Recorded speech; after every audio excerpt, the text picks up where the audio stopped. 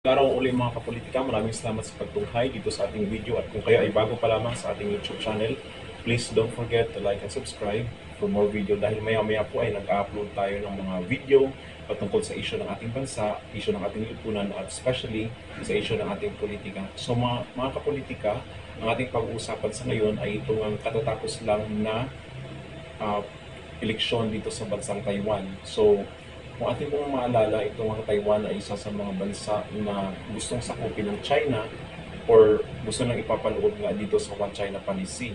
So, ang One China Policy, ito ay polisiya na ang mga bansang nasakop sa China ay magkakaroon ng capital city which is sa Beijing. So, ito yung pagkakaintindi natin, guys. So, bakit natin pinag-usapan na ito, eleksyon dito sa Taiwan, ay dahil may malaki po itong kaugnayan o may malaking koneksyon dito sa ating bansa, sa bansang Pilipinas. Especially nga dito na isa din sa mga mainit na issue ay itong sa West Philippine Sea na gustong sakupin ng China sa pamagitan ng kanilang sariling pulisya, itong 9-dash lane na of course sila lang naman gumawa, di ba? And yung sa Taiwan, nagkaroon nga sila nito ng election which is nananalo nga itong si William Lai. So William Lai ay isang patriotic, guys. Kung makilala natin itong si William Lai ay tumatakbong paging presidente and isa sa major na gustong ipatupad ni William Lai ay itong ang independence ng Taiwan dito sa bansang China. So basically tinutuan niya or gusto niyang maging independent, magkaroon ng sariling kasarinlan itong kanilang bansa sa pulisiya ng China. Okay? So, yun pong maganda, guys. And according sa report, according sa mga balita is nangunguna nga ito by large numbers. So, gusto talaga ng mga Taiwanese na magkaroon silang independent dito sa China.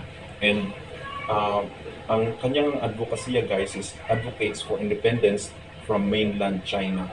So, 19.5 million voters ang inasahan na bumoto dito sa kanilang 2024 election at happy to say na nangungulang ito by large number itong si William Lai.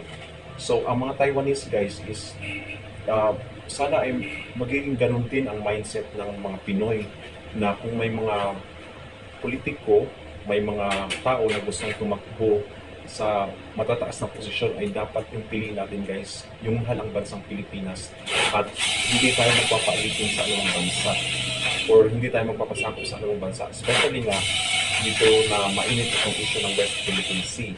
So kailangan natin ng mga leaders na manindigan, kailangan natin ng mga leaders na we say makipagpatayan talaga, guys, diba, dito sa issue ng West Philippine Sea.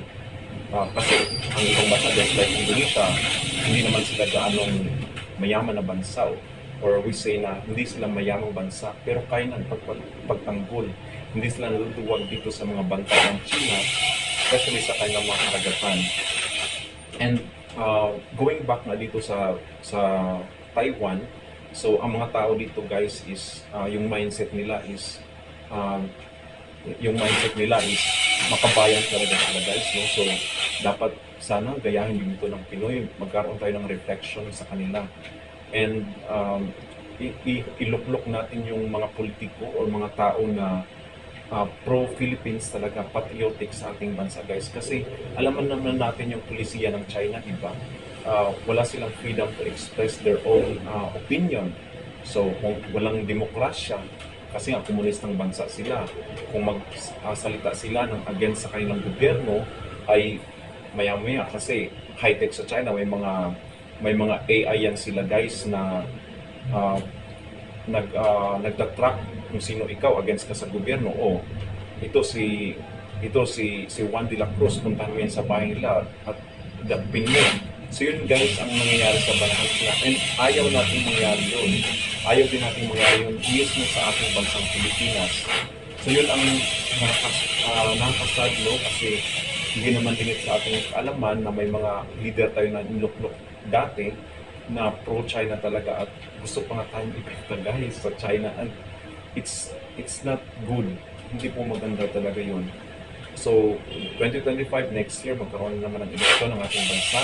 Nawa guys ay maging vigilant tayo, magiging mapanuri tayo sa mga politiko na ating sinusuportahan and binubotohan guys. Dahil dyan po nakasalalay din ang next generations guys at ang future ng ating bansa.